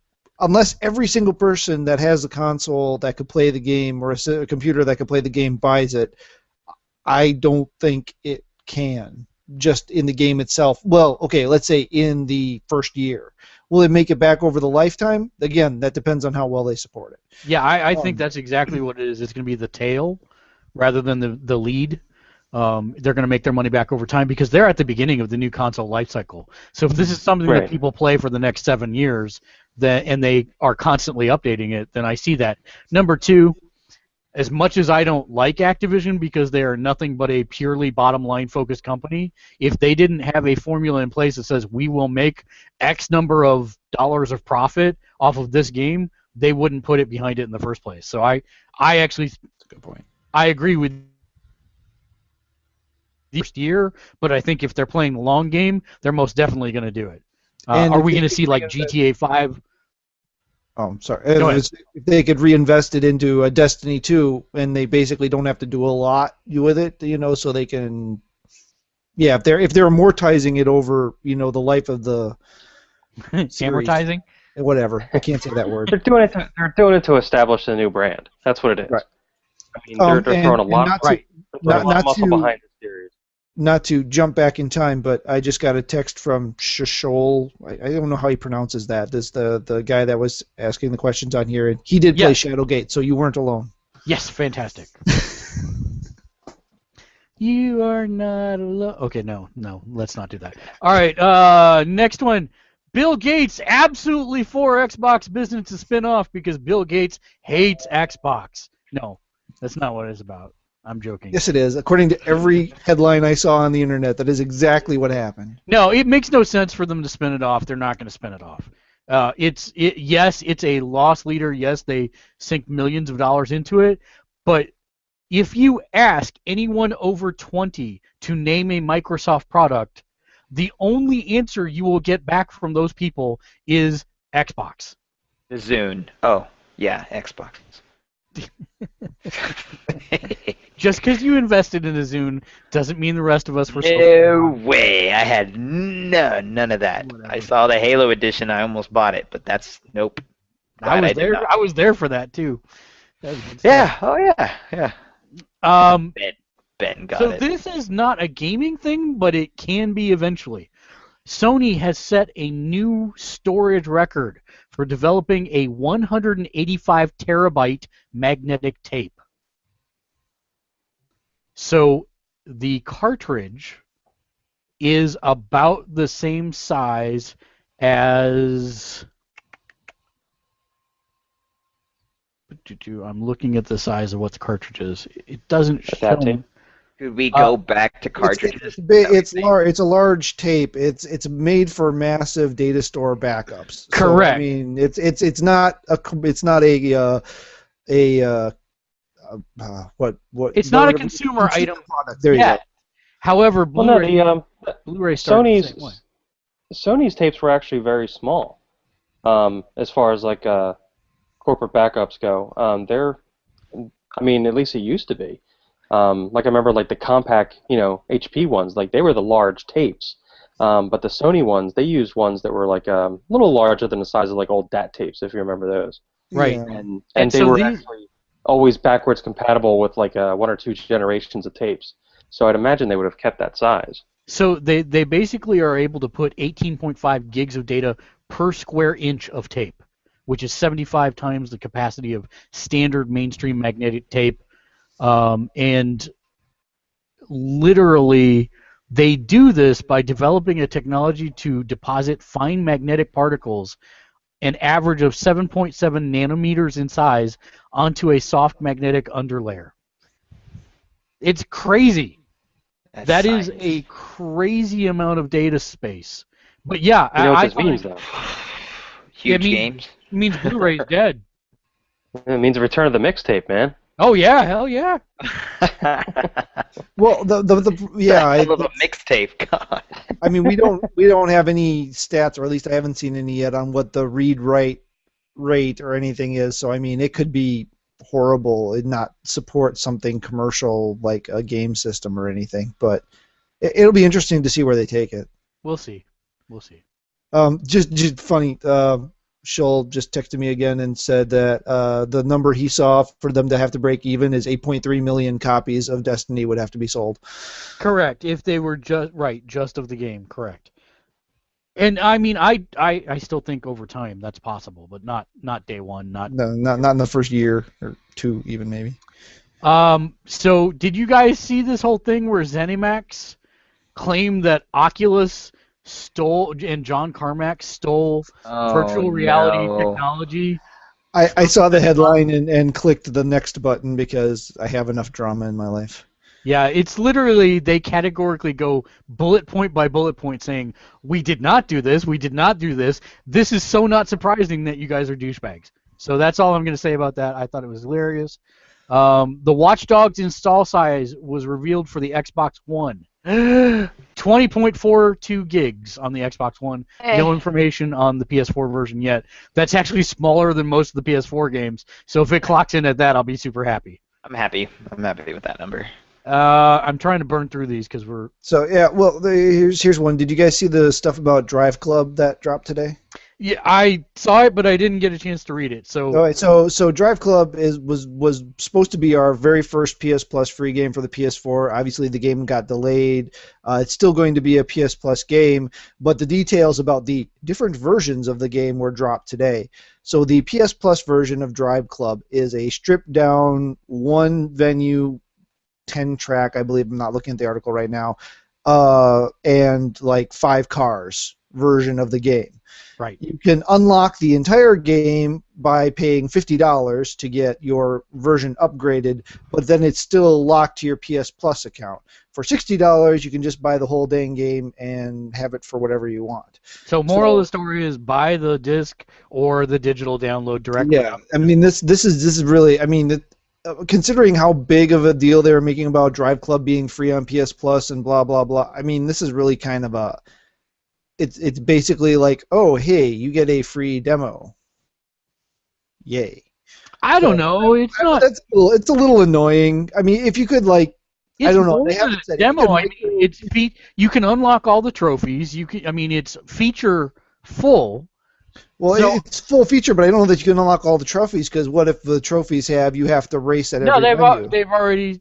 I think they've already said you can platinum it in the PlayStation Plus version. Okay, well, I hadn't seen that. All I had seen is that it was locked to one location, but all the modes were available.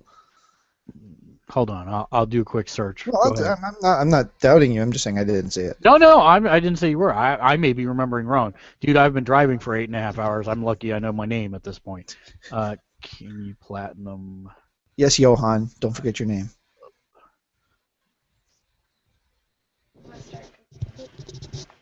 So yeah, I don't know. That this is the first time where a plus deal feels kind of like meh, like. Yeah, it does say that you can achieve the platinum with just the PlayStation Plus free version. Okay, but still, I mean, with racing games, a lot of it is the different venues and the different cars, and as near as I can tell, nothing has been said about being able to microtransaction.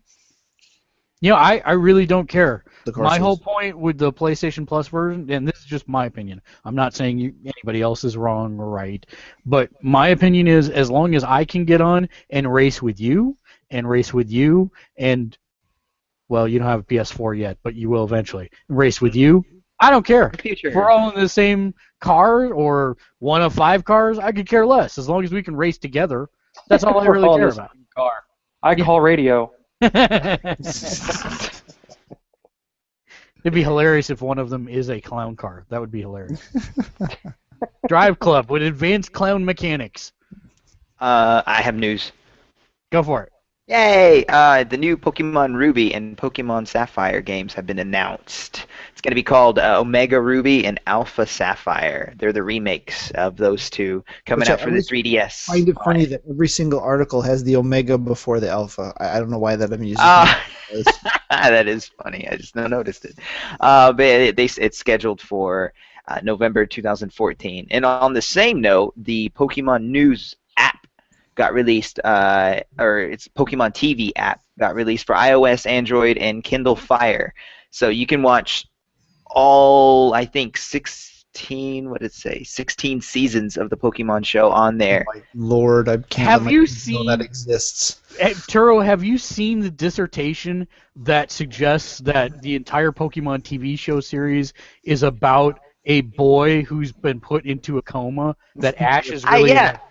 I read that. That is like really interesting It's and very depressing, but very. It went a little creepypasta on there as far as depression pasta. But yes, I totally read that a long time ago, and I got sad. It made me sad, and I don't want to believe it. So, yep. Now every time I watch one, I look at it from that perspective. I can't not do it. Oh man. The other thing that I saw about the same thing was I don't like what is it? Adventure Time, the cartoon. Uh-huh. Yeah. I think it's terrible. I really think it's bad. But the character. You're getting old. No way! I love regular You're show. totally old. It's great. I You're love old. regular show. I don't like Adventure Time. Anyway. I hate them both. so. Oh, okay. Well, we already knew that. Yeah, you hate Hey, everything. Toad. I do. Grumpy old man. Get off my lawn. showed Jake or Finn. I don't know who the kid is. I don't know the name. But the kid was in a coma and having all these dreams of adventures while his dog is at the foot of the bed. I saw that and I was like, okay, that alone made the show better, but it does not forgive how bad the show is. Anyway, that's it. Okay. So Borderlands, Tales from the Borderlands. Couple pieces of news. They've released first screenshots and information about the game. You're going to be playing as two different protagonists. It will switch between them throughout the story. Also, the loot that you grab in Tales from the Borderlands will be able to be used in other areas of the Borderlands franchise. So my guess is whatever you collect here will work in the prequel, or a prequel sequel as it may be called. Prequel? Everybody's story is going to be different because of the choices that you choose. It takes place after Borderlands 2. And again, yeah, that's pretty much it. And you will be able to collect loot. That's the big thing, even in this game. So that's very interesting to me. Oh, I forgot another news. Go ahead. Yay! Okay, if you have an Xbox 360 or an Xbox One or Xbox Live, you can actually watch and download the Knights of Badassdom. Oh, really? Right now. I want Right to now. watch that. It was entertaining, but I thought it was going to be more than what I watched. But again, it has Steve Zahn, what's his name? Yeah, Steve Zahn, has Peter Dinklage, and it has Summer Glau in it. Yes. So all those, I did not think Summer Glau was going to be in it, and then when I saw her, I was like, that's not her, that's her, oh my gosh. But it was fun. That's exactly how it happened, sorry. I have no doubt of that. I have absolutely. Yeah, I have no doubt of that either. Oh, thank you very much.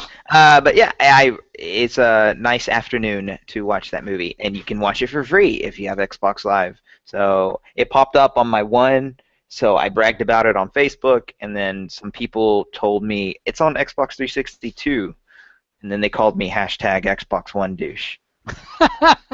That's the live community for you. Enjoy. Hey.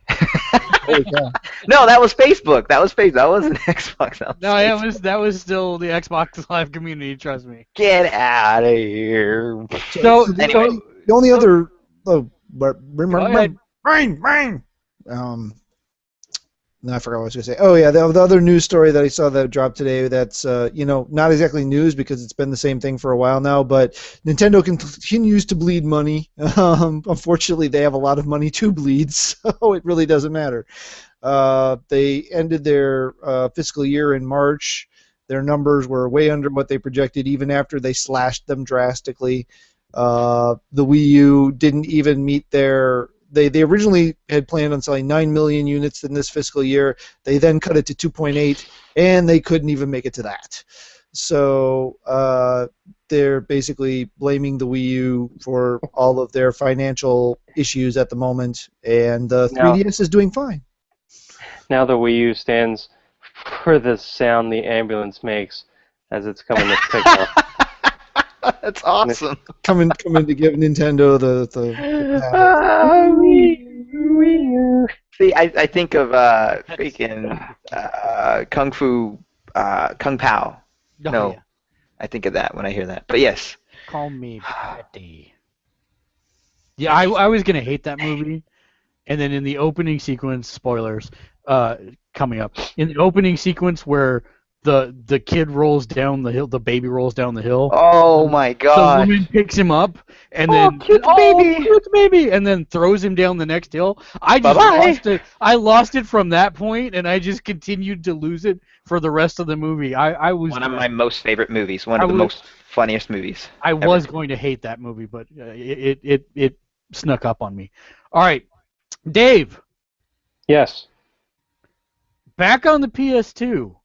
Did you ever play a little game called Amplitude? Yeah, I may have partook in that game. Did and you I kind know? of remember. I remember getting. Hold on. I harbor a lot of anger over this game. No, what? What? What about Frequency? I started with Frequency, Uh-huh. and then I was telling people, you got to check out this game, Frequency. It's awesome. And then they came out with Amplitude. It was even better. And I'm like, guys, you got to play this game. This is awesome. And nobody ever wanted to play it until you stuck a stupid, crappy plastic guitar in the game. And then everybody wanted to play it. They had to make their money somehow. It was Harmonix's genius idea. They had to do something. So, guess what? Without the guitar, they're bringing back Amplitude. Yay! They went And to I'll be Sony. supporting the company again.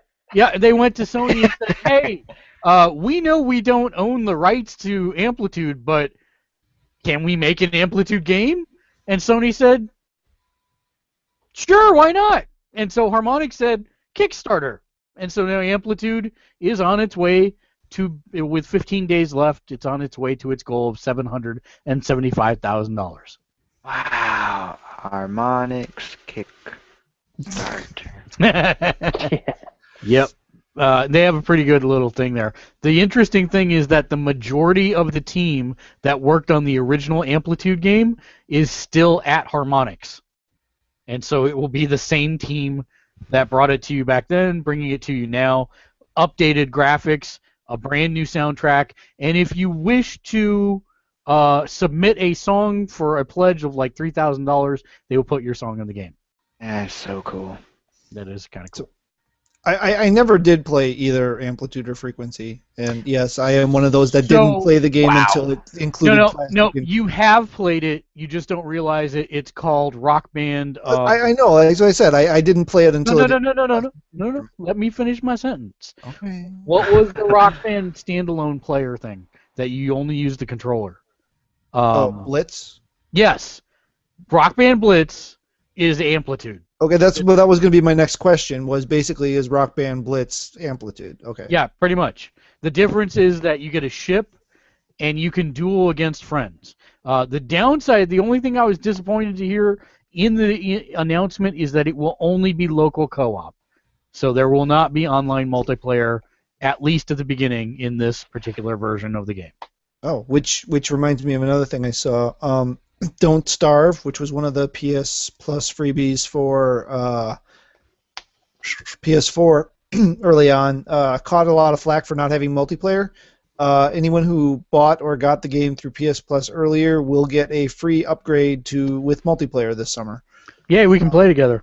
Yeah, that was the only thing I didn't see is whether it was online or local play or both. But everyone who hasn't purchased it previously, the price of the game will go up from its current 15 to 20. So if you want to buy it, you should buy it now so you get it for the cheaper price and get the free upgrade. Did Talking anybody about look at the Harmonix Kickstarter? Yeah, I did. For $3,501, they offered dinner with Tim Schafer. Yeah. Yeah. What? Yeah. Hold on. I'm so They mad I didn't see that earlier. They fly you out. Tim Schafer gets to pick the meal, the location, but you have dinner with Tim Schafer. Yes. I love money. I love people who have money to throw around. So speaking of old games, Defiance, which is a game that you may or may not have played on the PS4 or PS3 or 360, is going free to play. I thought it was free to play. Oh, it may have already gone free to play. When is it doing? It's always been No, free. June 4th. No. You mean they're gonna completely completely free to play. Oh, okay. Yes. So you will no longer have to purchase the client, which is what we did for those of us that bought it. What will happen is all people who bought the boxed or digital copy will receive a one-time grant of 1,000 Arcforge, redeemable for resetting weapon mastery, upgrading your weapon's power rating, or even bumping an uncommon weapon to epic rarity. But we're not done yet. Our veteran Arc Hunters will also enjoy 30 days of Paradise Patron status when it starts the free-to-play service. Paradise Patrons receive the following. Pay very attention to this next sentence. Very close attention. Boosts to skill, XP, money, salvage, and reputation gain rates that stack with boosts available in the store. 10% store-wide discount on boosts, costumes, lockboxes, all of it. A daily grab bag of 2-hour boosts, and Arcforge from daily and weekly Arc Harder bonus lockboxes. So here's my I am super pissed moment. Basically, what they're saying is, pay us for a monthly subscription, and you pay to win. Screw you, Defiance. I will no longer be back. You know what the funny part is? Nobody's playing anyway. So your anger is so misplaced. No, I expect it to It's actually like me come. still being mad about like E.T. When sci-fi starts airing season 2 of Defiance, Why there not? I thought it will was be canceled. no, it wasn't season canceled. 2. Yeah, season 2 is like next month. Yeah. So when that starts up, you will see an influx of players, especially because it's free now. And if they're doing story tie-ins again, then Yep. I'm really pissed about the fact that they're doing play to win. I mean, if it was cosmetic changes only, that's great, but well, see, I never cared about the multiplayer stuff or the PvP stuff anyway. That always seemed kind of stupid. no, there was nothing in there about PvP. Well, but that's what all the gear is. I mean, really, that's the only thing that's really going to help. I mean, you can easily in the game. We beat every co-op challenge, right? And we beat the game once and a half, and we never did anything spectacular. So unless the game has gotten a butt ton harder in the meantime. We're back to porn again. All right. I didn't Butt say ton butt harder. pounding. You said butt ton harder. Butt ton. And is Dave making a balloon animal, or is he opening? It's a condom animal, actually. Oh. No, there was a headphone sale on Amazon. So. Oh, there you go. Nice. What are those studios? So Solos. Solos. Okay, we've talked quite a bit this podcast about Kickstarter, and there's another story about Kickstarter that I want to highlight, and that is that for the first time ever, the Washington State Office of the Attorney General announced that it will file what it believes is to be America's first consumer protection lawsuit involving crowdfunding, specifically for a Kickstarter game campaign. What? So basically, there is a guy who said that they were going to make a card game, which looked awesome, by the way, It beat its original $15,000 goal to raise the funds. It ended at $25,000, and the game never came out. So the state of Washington is now suing this guy and his company. So Because he's got a ton of money because he had to run a Kickstarter so he could fund the game. Yeah. because then he just basically absconded with the funds, which is the Well, he may have spent them all trying to build a game, and it just never worked. And well, you would think that he would give product updates at that point. Yeah, that's not possible. the case. Yeah, no, he absconded, and Kickstarter says that the individuals have no recourse because that's what they sign their life away when they donate, not invest, donate to a Kickstarter fund. Right. Right, I mean, I that's don't, the I whole don't think idea. they have any legal recourse. I mean, normally you wouldn't. It's a donation. Whatever happens after that, you're kind Yeah, of but SOL. I think part of the problem is that the majority of Americans see Kickstarter as an investment program when it in fact is a donation program. Right. But Yeah, you they're can't pretty clear that legally take action because people misperceive something as something else. Well, they can now as a class action lawsuit. Well, yeah, unless it fails miserably because it's Oh, faulty wait, from so you the mean get-go. lawyers want to try and make money while they screw everybody? It's a big shock. So if this goes another through, news. Kickstarter will be dead. If it really, seriously, if this goes through, No, Kickstarter is completely behind it. This was a successfully funded campaign. They yeah, but if they promised- set themselves up as a legal precedent that they are an investment, then there's going to be all kinds of That's legal not what crap this that is will about. come out. But That's that's what it will get turned into. That's what No, it won't. that is Kickstarter what will it'll make get sure turned that it does into. not turn into that.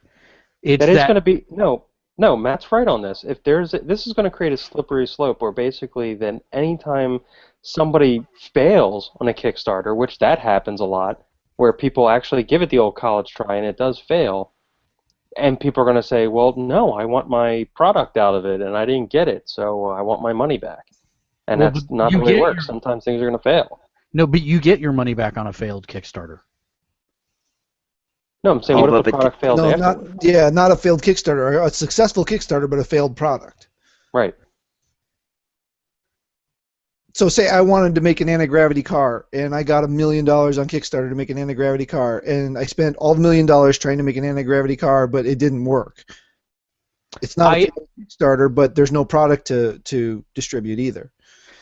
I see what you're saying, but at the same time, if I am a responsible developer, I'm going to give product updates and say, hey, look, I ran out of funding, and probably do another Kickstarter to raise the next round of funding, or find other investors at that point.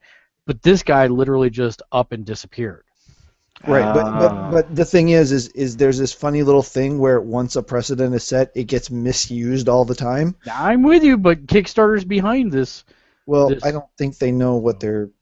I Well, think they're trying to be popular instead of smart, and that usually screws you royally. There was one I saw where apparently like one of the guys who was running a Kickstarter ran into some like financial trouble and just kind of like used a bunch of the money for that, and then like they needed more funding in order to do something, and then the project went belly up. It was for like an MMO. They were trying to do a crowdsourced MMO, which yeah, great idea. And like somebody, used lots of funds for personal, to clean up their personal mess, and it tanked the whole project. And I know people were pretty pissed about that. Yep. And I'm sure that will probably be the next case that they bring if this first one is successful. See, then they have legally precedented themselves as an investment, not as a donation, and then the whole world ends. I don't think it's quite that bad, but we'll see. You're correct. It's the end of We agree Kickstarter. with Matt. Borderlands 2 on the PlayStation Vita will be 2-player co-op only. How many co-op is normal? 4. And they promised 4-player multiplayer, but then scaled it back. Nope, somebody better Not sue. only that, but it's going to be co-op on the same system. That's going to be really awkward. No, it's So you get the right stick, I get the left stick, and then we both have to use the touch screen as the other stick. And that was misinformation. I'm just clearing this up. That is not true. It is 2-player Take online. turns. It's like the original Super Mario Brothers. Okay, I'll play, and then you play with my ghost. And And we're back to porn. Hooray! how is play with my ghost for? Oh, some people name it Ghost. That's Why right. not? Oh, yeah, okay, Pedro. The invisible Because you stalk. don't know what's there and you feel really cold after it's done. Okay, yeah, we have just completely given up any rating that has PG in it now. So All right. So, anybody else have any other news stories? I think you bled me away. Ba-ba-ba-ba-ba. Nope, that's it. I got So, There's a Mario Kart phone app coming. Oh, dear. Yukai Watch. There is something that I want to talk about really quick, but I gotta spell it correctly. Yukai Watch. What So Holy there is something going on in Japan right now that is the next Pokemon. And You can't be the next Pokemon. oh, it is. It's more It's either popular. Monster Hunter or Pokemon. No. This is its own thing. It's called Yokai Watch. And it is a role-playing game developed and published by Level 5, which we know about that. It was originally Okay. the original game was for the 3DS. It now has manga series. It now has a bunch of stuff, and people are lining up at supermarkets to get this like every time a shipment comes in. The whole thing is based around you having a watch, okay? And in this watch, you can put metal discs, and these metal discs are sold at like game stores and supermarkets, and they're collectibles. So they're blind packs. And what happens is when you get it, it summons a ghost in the game. And the only way you can get that ghost and add it to your stable of Pokemon is by getting the disc. This is being announced for coming to the United States. Ah, jeez. It is going to destroy our youth. I can't wait. The real world of Yu-Gi-Oh is going to happen Yes. because of That this. is- Because of the like, there was only one super rare Exodia card of all 5 of them, and then there's like only 3. What is it? Blue Eyes, White Diamond? No, Blue Eyes, White Dragon. Well, so the other thing about this, though, is that there is no player versus player battling. Okay. It is actually a kind of, I don't know, stealth game, almost. When you put the yokai in, the yokai, or in the watch, the disc in the watch, it summons the yokai, and the yokai is a ghost that might induce status conditions or has ghostly magic powers, but you have quests that are completed, but I don't think there's necessarily a PvP side to it. But the fact that it's developed by Level 5 tells me that it's probably a pretty decent RPG. But one of the So how much money do you have earmarked for this already? That's all I want to know. I'm pretending it doesn't exist. How much does the watch cost? I do not know. And the watch does not work. It's not a real watch, by the way. So I don't know for sure. But this is the part that gets me, and this is probably what you want to strive for. There's an in-game event called Oni Time, where the player enters a nightmare realm where he or she looks for treasure chests with special items in them, all while trying to avoid being seen by other yokai. If the player is chased by a powerful Oni yokai, that can easily wipe out your entire party of yokai, unless you can escape. It's possible to defeat the Oni, but only if the yokai are super powerful. And the player can. This is where I'm like, I don't understand if you were playing this on the go or what. But the player can also encounter a similarly powerful yokai if the player crosses the street on a red light.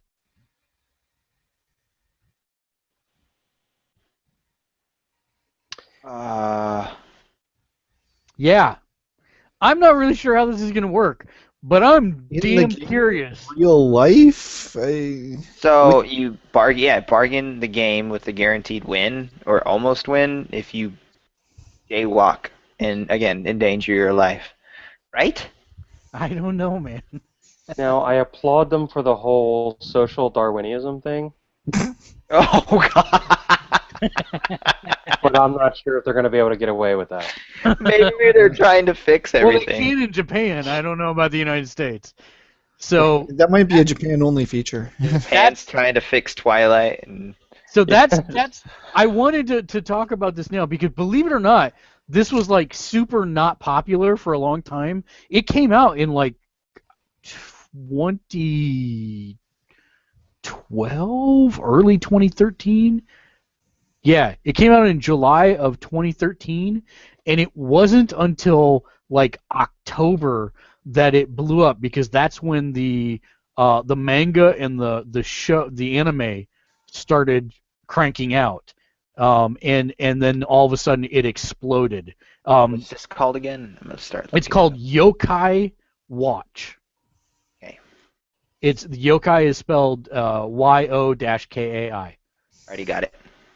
And I missed. You said the current game was for 3DS. So is all of this? What is all of this? Is this online? Is it platform? Is it? It's an RPG, but I believe it's local single player. I mean, is it? So I mean, I guess I'm envisioning what you're I mean, talking about almost more as a social.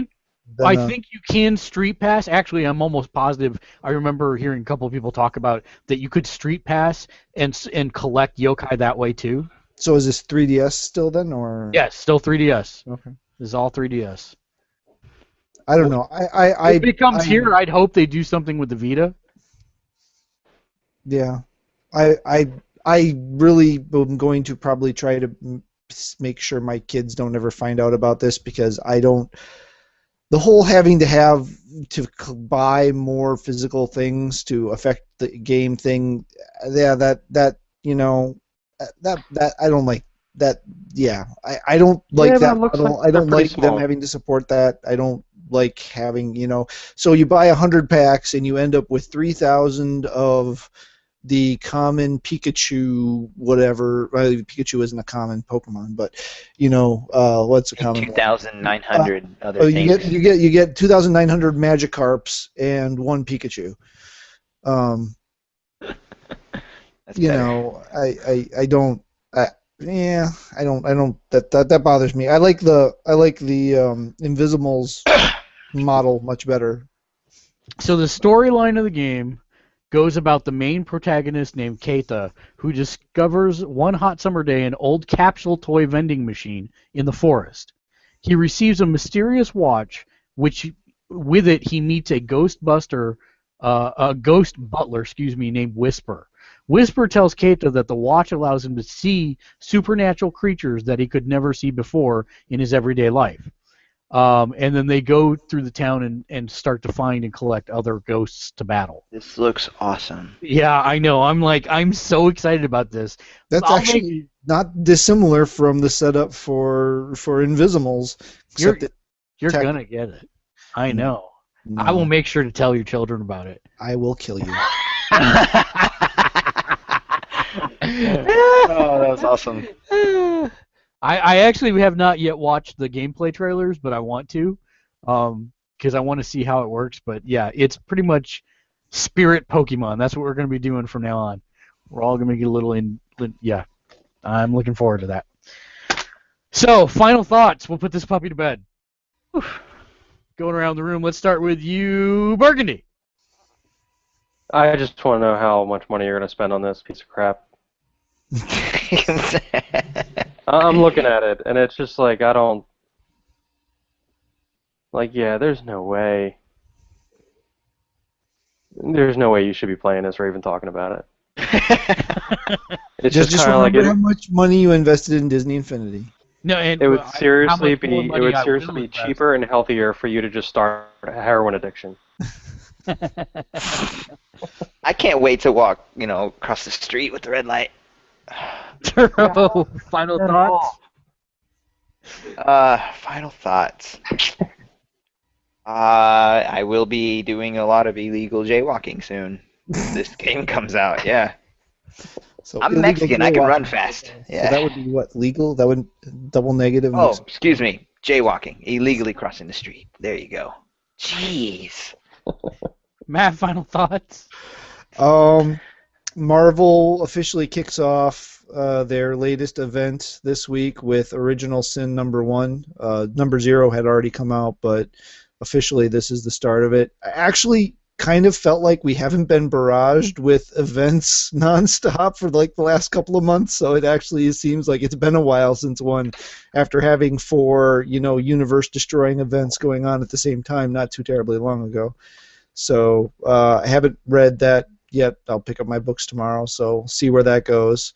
The premise being that Uatu is murdered, and the original Nick Fury comes back out of hiding to spearhead the investigation of... Wait, the original... How can I politically correctly ask this? The white one. The white one. Okay. The white one. Yeah, the other one's the ultimate version. I know. No, we have a third Nick Fury, because 616 now has 2 Nick Furies, because what? The other dude is now been renamed Nick Fury, even though that wasn't his name originally. So yeah, there's a black Nick Fury in 616 now too. Isn't one of them the other one's son or something like that now? I don't know exactly what his position is, but I forget what his name originally was, but it was something in cheese. And then he got renamed Nick Fury, and she's got renamed Agent Coulson. We'll just smile and nod. Smile and nod, and it was so stupid I didn't even bother to look at it, even though we have Coulson in 616 now. But whatever. But yeah, so classic, I guess, Nick Fury. Is that the good way to put it? Yeah, that's a good way to put it. Classic Nick Fury comes back out of 60s Nick Fury. 60s Nick Fury, yeah. The what? Hasselhoff Fury. Yes, Hasselhoff Fury. Yeah, Hasselhoff Fury. You are exactly correct. Yes. Has come out of hiding from whatever hole he's been hiding in again, and he's going to spearhead the investigation into who killed Uatu and what happened to his eye. So. All right. And then my final thought for the week is an answer to Dave. The answer will be 0. I will simply tell Matt's kids about it and watch him spend all his money instead. Until next week, don't forget, like our videos, subscribe to our channel, watch our Twitch stream channel, check out our Facebook page, Twitter. Until next week, game on! Game on! Game on! Game on!